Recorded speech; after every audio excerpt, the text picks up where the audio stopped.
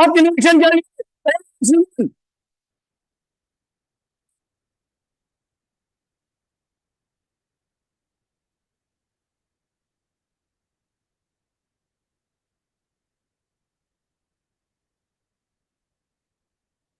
एक प्लाटून आपके निरीक्षण के लिए तैयार है श्रीमान।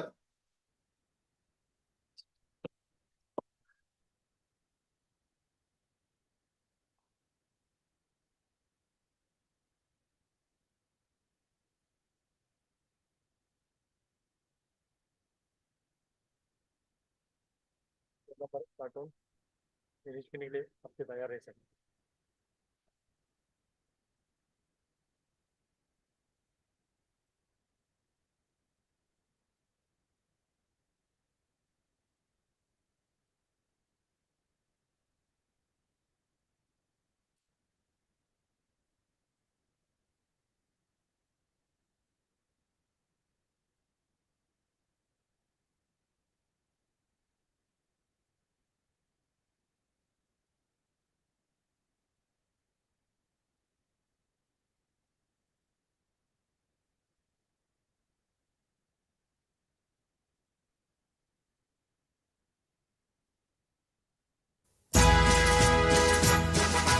जन गण मन अधिनायक जय हे, भारत भाग्य विधाता।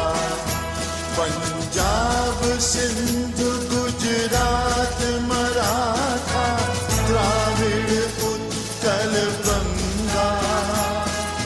विंध्य हिमाचल यमुना गंगा, उच्छल जलधि तरंगा। तव शुभ नामे जागे, तव शुभ आशीष मागे। गाहे तव जय गाथा, जन गण मंगलदायक जय हे, भारत भाग्य विधाता। जय हे, जय हे, जय हे, जय जय जय जय हे। जय जय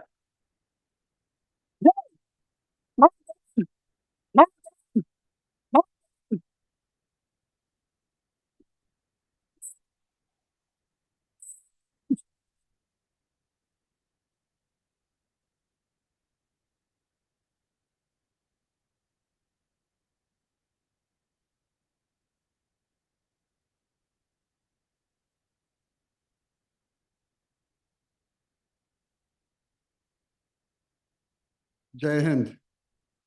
I'd like to start by acknowledging the major loss of our long-term council chair, Mr. Ratan Tata, which has been a major blow to TIFR.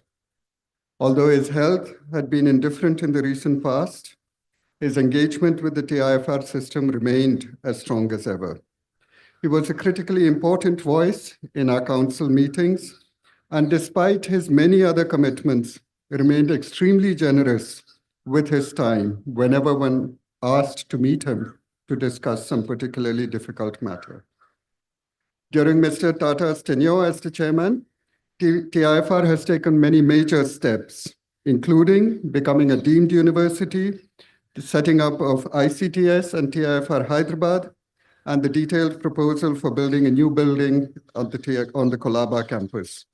All of these initiatives were discussed at length in the council, with Mr. Tata taking a keen interest and making sure that the details were done right. His presence and guidance will be greatly missed.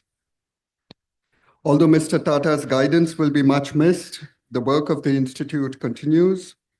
And in this context, the first thing that I would like to note is that the oldest of the TIFR centers, the Homi Bhabha Center for Science Education, celebrated its 50th anniversary this year. The center organized a number of events to mark this, culminating in the 10th EpiSTEM conference held at HPCSE earlier this month. The HPCSE programs continue to have major national impact. Over the last year, several HPCSE faculty have been involved in the development of new science textbooks for the NCERT, some of which have already been released. This is a major contribution from the TIFR system, influencing crores of students across the country. The training and performance of students at the international Olympiads also continues to be excellent, with the teams having done extremely well. In the Math Olympiad, India had its best performance in 30 years, and India also got all 6 golds at the Junior Science Olympiad this year. This is the 5th time that the Indian team has achieved this feat. Another major new development in the last few months is that India formally became a member of the Square Kilometre Array Observatory. Professor Govind Swarup, who was at NCERT-TIFR and was its founder director, proposed one of the first concepts of the SKA in the 1990s. So this is the culmination of a long journey for the Indian radio astronomy community. The government has also sanctioned rupees 1,200 crores for this project led by NCERT-TIFR. The bulk of the sanctioned amount is for working with the Indian industry to build subsystems for the SKA.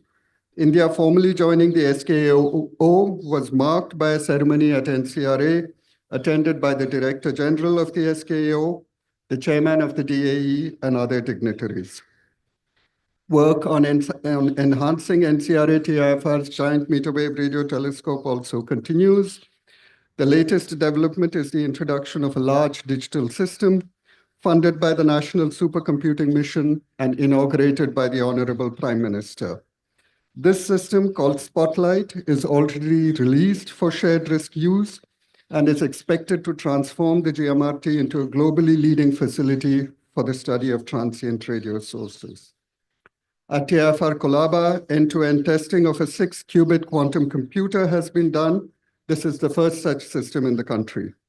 The National Quantum Mission has also approved a project led by Professor Vijay Raghavan to build a superconducting qubit-based quantum computer with a goal of building a 25-qubit system by March 2028 and a 100-qubit system by March 2031. Quantum computing is expected to have major societal impact, and it is good to see TIFR taking leadership position in developing this important technology for the country. Work done by our faculty continues to receive accolades, and many of our faculty have been recognized by prestigious national and international awards. There are far too many to list here, but I would like to mention a couple where TIFR faculty are playing a major international leadership role. Professor Shubha Tole is the president-elect of the International Brain Research Organization. She is the first woman from a developing country to get this top position. Professor Sunil Gupta was elected as the president-designate of the IUPAP, the premier global organization of physicists. There has only been one Indian who has been the president of the IUPAP in the past, namely Dr. Homi Bhabha. It is a matter of great pride to us that we now have another person from TIFR as the president-designate. Professor Sunil Gupta has formally retired, but of course, we all continue to regard him as part of the TIFR family. Finally, while it is good to note that TIFR has continued this tradition of excellence, the Republic Day is also an occasion for us to remember that the road ahead is long and holds both challenges and opportunities. It is a time for us to rededicate ourselves to marching down this road, to stay keen and fast on this journey towards excellence in the fundamental sciences. With that, I'd like to end and wish you all a happy Republic Day. Jai Hind.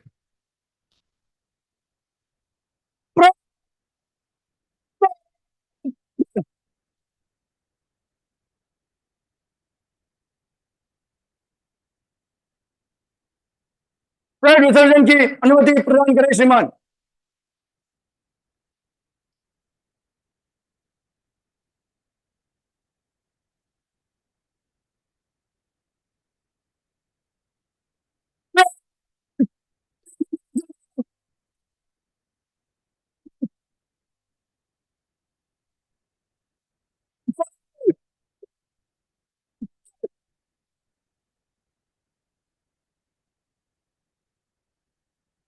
Morning, everyone. Wish you all a very happy Republic Day. The tea has been laid out in the West Canteen behind us. I'll request all of us to move for tea.